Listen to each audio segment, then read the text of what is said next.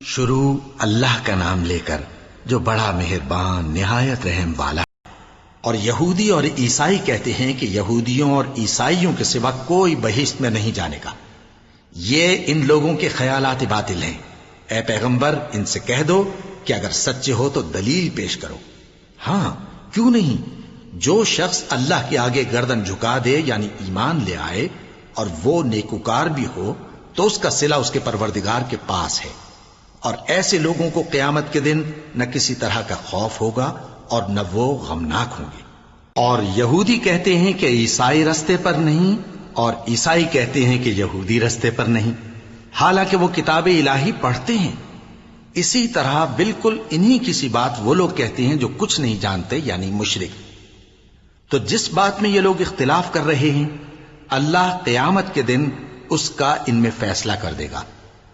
اور اس سے بڑھ کر ظالم کون جو اللہ کی مسجدوں میں اللہ کے نام کا ذکر کیے جانے کو منع کرے اور ان کی ویرانی کے لیے کوشش کرے. ان لوگوں کو کچھ حق نہیں کہ ان مسجدوں میں داخل ہوں مگر ڈرتے ہوئے. ان کے لیے دنیا میں رسوائی ہے اور آخرت میں بڑا عذاب.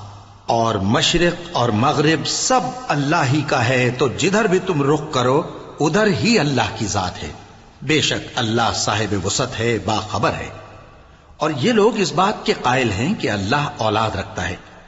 نہیں، وہ پاک ہے، بلکہ جو کچھ آسمانوں اور زمین میں ہے سب اسی کا ہے اور سب اس کے فرما بردار ہیں.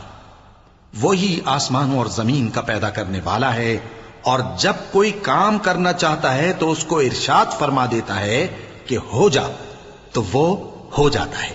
اور جو لوگ کچھ نہیں جانتے یعنی مشرک، وہ کہتے ہیں کہ اللہ ہم سے کلام کیوں نہیں کرتا یا ہمارے پاس کوئی نشانی کیوں نہیں آتی. اسی طرح جو لوگ ان سے پہلے تھے وہ بھی انہی کسی باتیں کیا کرتے تھے. ان لوگوں کے دل آپس میں ملتے جلتے ہیں. جو لوگ صاحب یقین ہیں ان کے سمجھانے کے لیے ہم نے نشانیاں بیان کر دی ہیں. اے پیغمبر ہم نے تم کو سچائی کے ساتھ خوشخبری سنانے والا اور ڈرانے والا بنا کر بھیجا ہے.